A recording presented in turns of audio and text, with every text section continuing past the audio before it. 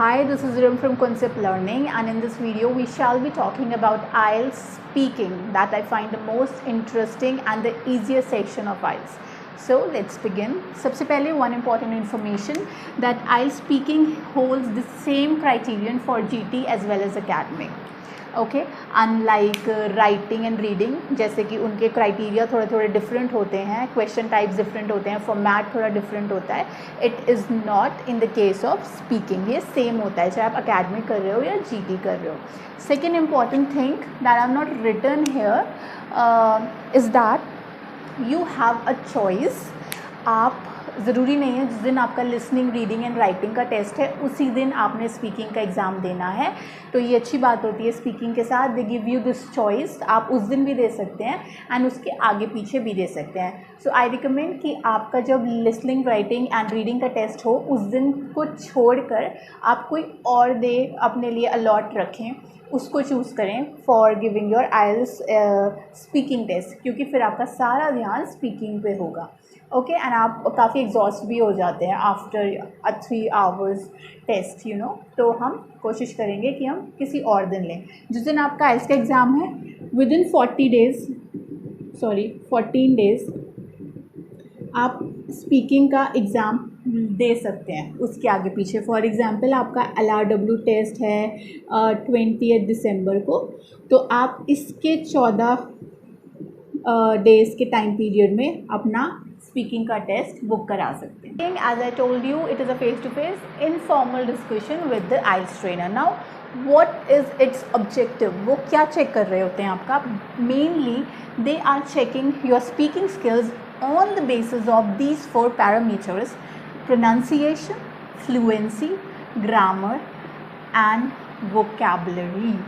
So we have to make sure कि जब भी हम कुछ चीज़ बोल रहे हैं तो हम उसमें कॉन्फिडेंट हों that all these 4 parameters are taken into account. ये ठीक हों, हम जो वर्ड यूज़ कर रहे हैं उसकी प्रोनाउंसिएशन ठीक हो, फ्लुएंसी में बोल रहे हों, हम natural pauses are all right, बहुत ज़्यादा नहीं रुकना होता है. Grammar of course it is the basic pillar of any language. And vocabulary means words क्या यूज़ कर रहे हैं, what phrases we are using for describing whatever we are trying to say और convey to our listener. Now basically its duration is not more than 20 minutes. This is the average duration of IELTS exam, speaking exam. It is basically divided into 3 parts. 3 parts में divided होता है ये. Part 1 में what happens? It is your introduction, your normal introduction, what is your name or what is your profession and all, your educational qualifications, and they might ask few questions, few very common questions about anything very common. Okay, it is basically for 4 to 5 minutes only, not more than that. Then comes your cue card. It is little difficult as compared to this one, because in this you have to speak for 2 minutes at a stretch. आपको लगातार जो वो एक आपको topic दे देते हैं, Q card मिलता है, आपको एक टॉपिक मिलता है, उस पर you have to speak for 2 minutes. 2 minute लगातार बोलना होता है आपको, and they test you on the basis of that. Now part three is easy. It is basically about the follow-up questions related to the cue card. For example, अगर आपका cue card आया कि describe your best friend, so now in the follow-up questions they'll ask you something related to friendship, that how important is friendship for you and all. So बस इन्हीं 3 तरह part में divide होता है. ये 4 से 5 मिनट का होता है, ये 2 मिनट का होता है, ये 2 से 3 मिनट का हो जाता है क्योंकि 1 मिनट प्रिपरेशन का मिलता है, और 4 से 5 मिनट का ये होता होगा. कुल मिला के 20 मिनट से ज़्यादा स्पीकिंग का एग्ज़ाम आपका नहीं होगा, 20 मिनट के अंदर कंप्लीट हो जाता है. The speaking part 1. तो क्या होता है इसमें, आपका इंट्रोडक्शन होता है। इंट्रोडक्शन में आप ग्रीट करेंगे एग्जामिनर को एंड देन फिर आपका स्पीकिंग का टेस्ट स्टार्ट हो जाएगा। तो फर्स्टली जो सबसे पहले क्वेश्चंस होते हैं इनके, obviously they are very general questions about you. For example सबसे पहले तो आपका नाम ही पूछते हैं। बहुत ही कॉमनली क्वेश्चन होता है कि आपका नाम वो इस तरह पूछते हैं कि they will ask you that how may I address you और how should I call you. तो आपने अपना फुल नेम बताना होता है, फिर आप उन्हें कह सकते हो that you may call me bye my first name and all. उसके बाद they start asking you a range of familiar topics about you only. For example, tell me something about your home, your hometown, family, work, studies, your interest and all.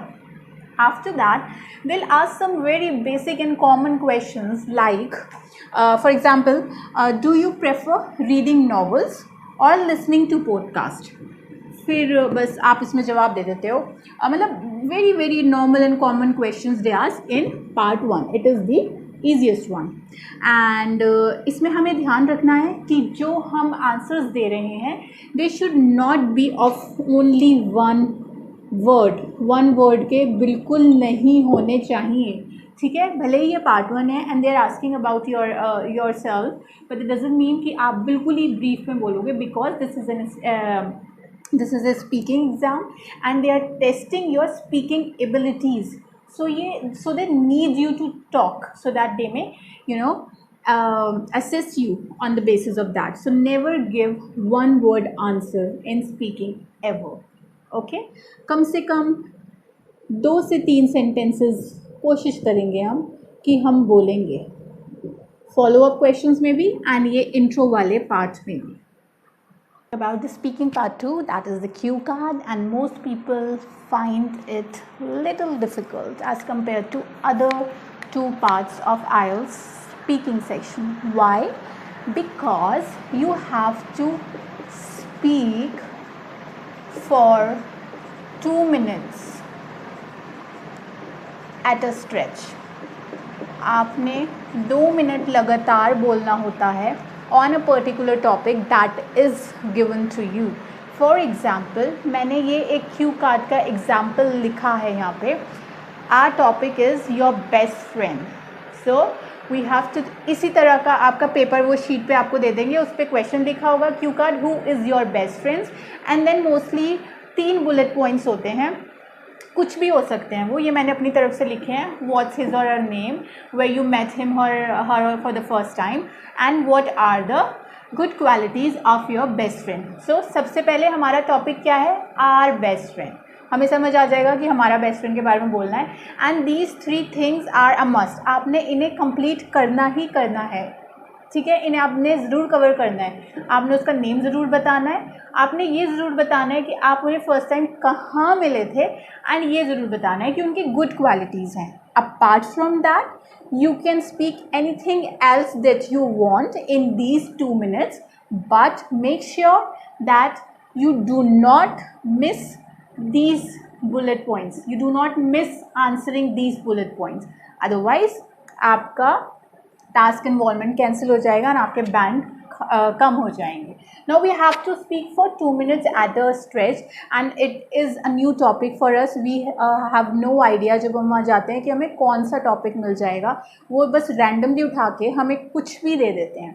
But before speaking they give you 1 minute to prepare, in which you can prepare your notes। एक rough sheet देते हैं वो आपको, ऐसे आप वहाँ पे अपने नोट्स लिख सकते हो। जैसे 1 मिनट में क्या करेंगे, अगर हमें जल्दी से पता चल गया, जो समझ में आ रहा है वो लिख लो, क्योंकि आप उसे पढ़ कर भी बोल सकते हो। They give you that permission, okay. तो जैसे फॉर एग्जांपल जल्दी अगर मेरे पास 1 मिनट है, मैं क्या क्या लिखूंगी, सबसे पहले मैं ये देखूंगी मेरी बेस्ट फ्रेंड कौन है, सारा, ओके फाइन, नेम वाला कवर हो गया। Where did you meet her, school में मिले थे, when we were in class 5th, ये लिख दिया जल्दी से। What are his और her good qualities? Good qualities क्या हैं, वो loyal है, kind है, humble है, and overall she is a good human being। ठीक है, ये कवर हो गया। अगर टाइम बचता है तो कुछ और भी लिख सकते हो आप यहाँ पे जो उसके बारे में समझ में आता है, ठीक है। अदरवाइज जब टाइमर अप हो जाता है, 1 मिनट हो जाता है, वो आपको बता देते हैं and then they set the timer for 2 minutes और फिर आपने 2 मिनट के लिए लगातार बोलना होता है and you do not have to stop until they tell you, otherwise आपके मार्क्स कम हो सकते हैं. Of course you can take normal pauses in between. For example, my best friend is Sarah. She lives in this place. I met her for the first time when we were in class 5th. Like जो मैं बीच बीच में थोड़े थोड़े pause दे रही हूँ, that is all right because that is a normal way of speaking for any human being, be it a native English speaker or not. But ज़्यादा लंबे possess नहीं लेने हैं, मतलब ऐसे नहीं करना नहीं, नो, आपके मार्क्स कट हो जाएंगे. सो फॉर दैट आपने यहाँ पे लिख लेना है जो भी आपके दिमाग में आता है उसके बारे में. पहले ये बुलेट पॉइंट्स, देन कुछ भी आता है उसका होम टाउन लिख दो आप यहाँ पे कि कहाँ रहती है वो. फॉर एग्ज़ाम्पल मैं बोल रही हूँ कि वो यूके में रहती है. अब क्या करती है वो, प्रोफेशन लिख दो, जो भी आपको समझ आ रहा है उसके बारे में. यहाँ पे छोटा छोटा 1 वर्ड लिख दो.